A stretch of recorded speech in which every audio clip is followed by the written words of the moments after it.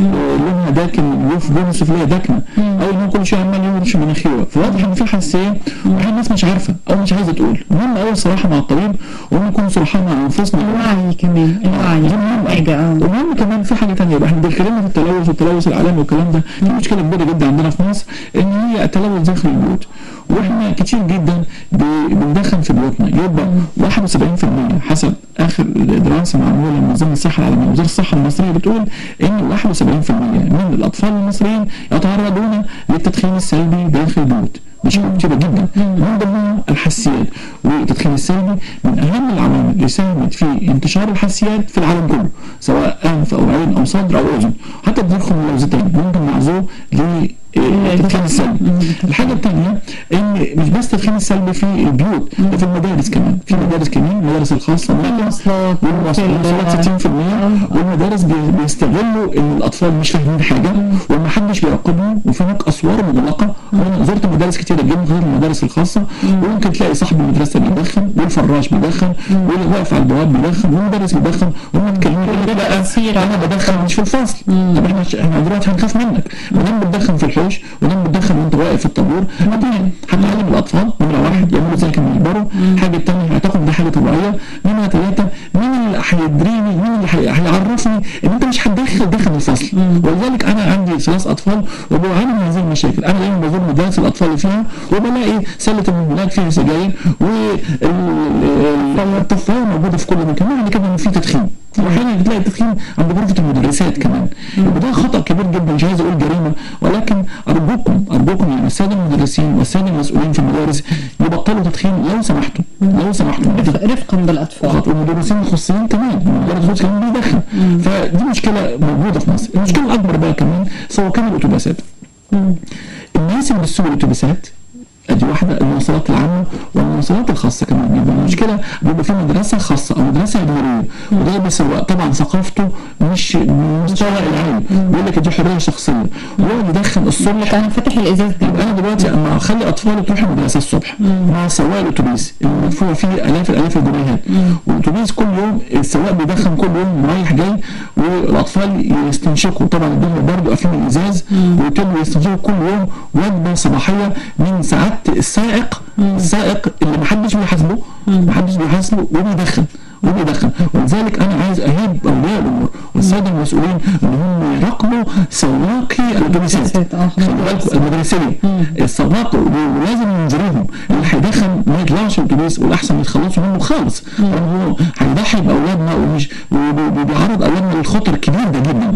الحاجه الثانيه كمان ان التدخين السلبي اضراره ايه بقى؟ هيعمل لي 4 اضعاف التدخين الايجابي. يعني هو لو بيدخن هياخد اضرار السيجاره او اضرار اي عبوه هيستخدمها، شيشه ولا سيجاره ولا اي شيء. انا بتعرض لما اكون تدخين سلبي باخد 4 اضعاف التدخين. يبقى احنا عايزين نفعل دور المجتمع في مقاومه التدخين السلبي بشكل عام، وندافع عن حقوقنا وندافع عن حقوق اولادنا اللي ما يقدروش يغيروا. مش هيقدر يقول سواق الاتوبيس بطل، هو مش عارف اصلا، او في المدرسه. مهم جدا ان احنا نفعل الدور ده. دكتور مجدي، عايز اسال حضرتك على حاجه. احنا في فتره الصيف يعني الجو حر جامد، واحنا بنعاني النهارده من حراره شديده. هل ممكن انسان ما عندوش حساسيه في الجلد ممكن من كتر الحراره او تعرضه للشمس تحصل له حساسيه؟ هو الحساسيات في الصيف بتزيد ليه؟ مع ارتفاع درجه الحراره يحصل فيه انتشار حشرات كثيره جدا، زي البلعيد، زي الصراصير، زي الناموس، زي النمل.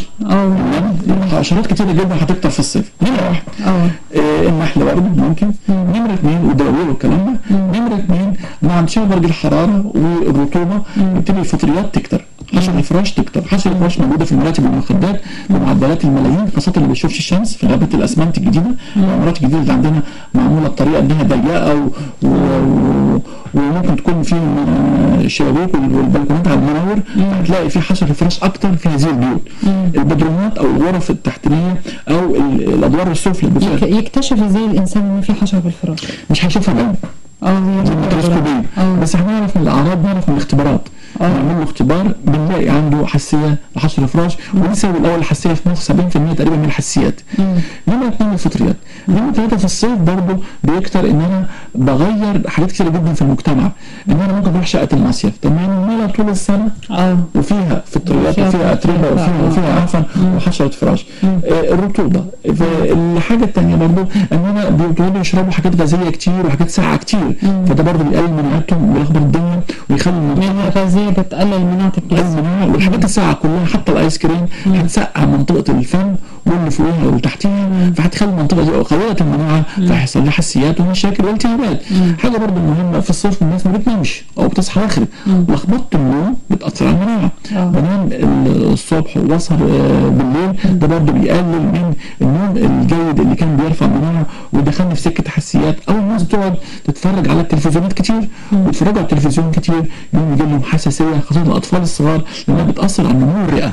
يبقى انا بقعد اتفرج على التلفزيون ساعات طويله، ده بيخلي الرئه عندي تبقى نوع من السكون ويؤثر عكسيا على حساسيه الجيران ايجابيا على حساسيه الاطفال ويضاعف فيهم نسب الحساسيات. الحاجات دي كلها ما بناخدش بالنا منها.